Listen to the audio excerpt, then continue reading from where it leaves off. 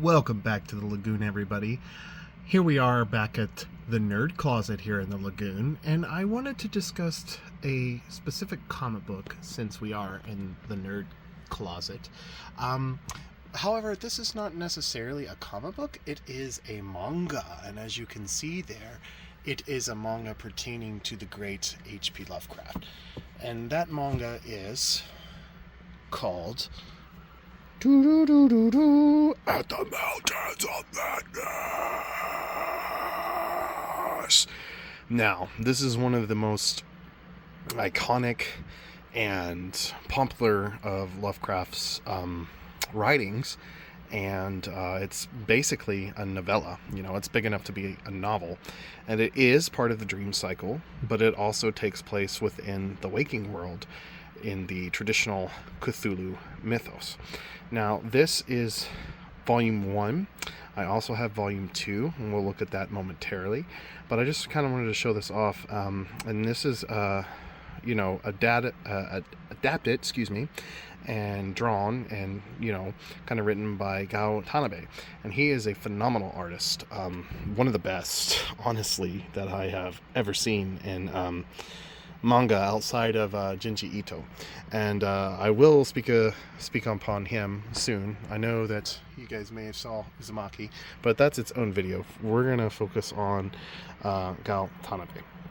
So this is volume 1, and there, At the Mountains of Madness is so big that it requires a second volume, and I have that as well. So we're going to be discussing the whole complete set here as a whole, and yes, you can see the awesomeness of Cthulhu there, and then the Shoggoths. So let us take a little walk and head over here and sit down and discuss At the Mountains of Madness.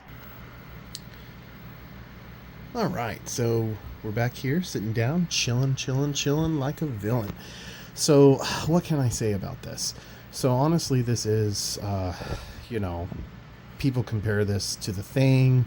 To be fair, The Thing is based off of a short story called Who Goes There? And, it can't be proven, but, it's possible Lovecraft read it and got inspired. But I think, The Thing is amazing. You know what I mean? It's a masterpiece. I like both versions of the films. But At the Mountain of Madness is the far superior story. And John Carpenter's The Thing wouldn't be as good as it was without At the Mountains of Madness. Now, I know the great Guillermo del Toro has been trying to make this into a live-action film for a while. And based upon the first draft of that script, I'm very glad that did not happen, and hopefully he will refine it and make it more At the Mountains of Madness rather than the Call of Cthulhu. But I digress. Let's kind of take a peek here at the art.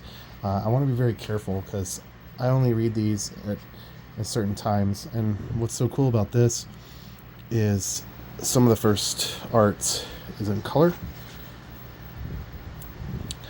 and it just gives you this really beautiful view. But I understand that Lovecraft's writings, like if you're not a heavy reader and you don't read a lot, but you want to read Lovecraft, it can be intimidating at first because of the way his, you kind of have to learn to read Lovecraft in a weird way, if that makes sense.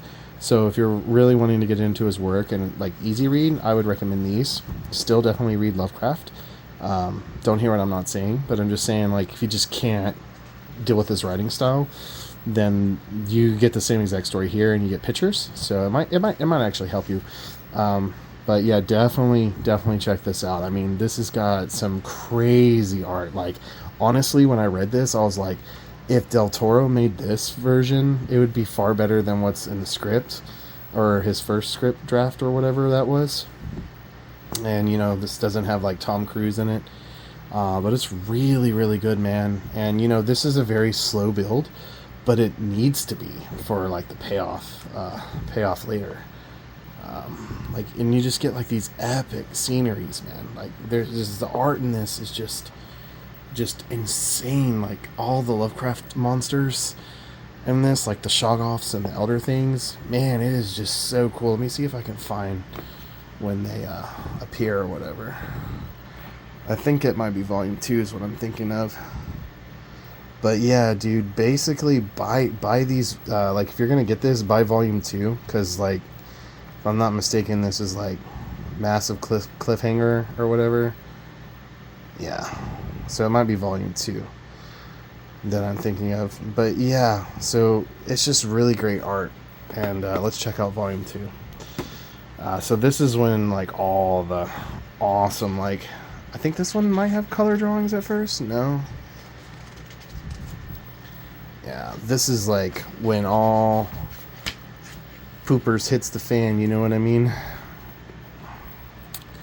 Let's see.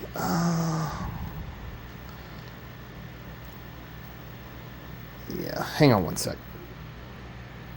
Okay, I had to find it. I didn't want to, like, waste any more time. I don't want these videos to be super long. But yeah, this is basically like the Elder Things coming to Earth. It's so cool, man. Like, this is like one of the coolest freaking mangas you could ever, like, want to read or get or whatever. Like, there they come. Here they all are. Look at the little monsters. Boom. Boom, boom, boom, boom. And it's so cool because, like, in the lore, you know, the Elder Things, they're, like, kind of like the creators of, like, all life on planet Earth. And even supposedly created us in this mythos. So it's really cool, and it's, like, so awesome. And then, you know, they build, like, the race and the Shoggoths, and then you see, yeah, it's so cool, man. Like, this is like one of the coolest graphic novels, mangas that you could ever want to get. And if I'm not mistaken, I think it's like Dark Horse Comics that you can get these in America. And it's just like the art is just so beautiful. It's so well made. And like, let me see. I'm trying to get when, like, Cthulhu shows up. It's like them fighting, like, the Migo or whatever.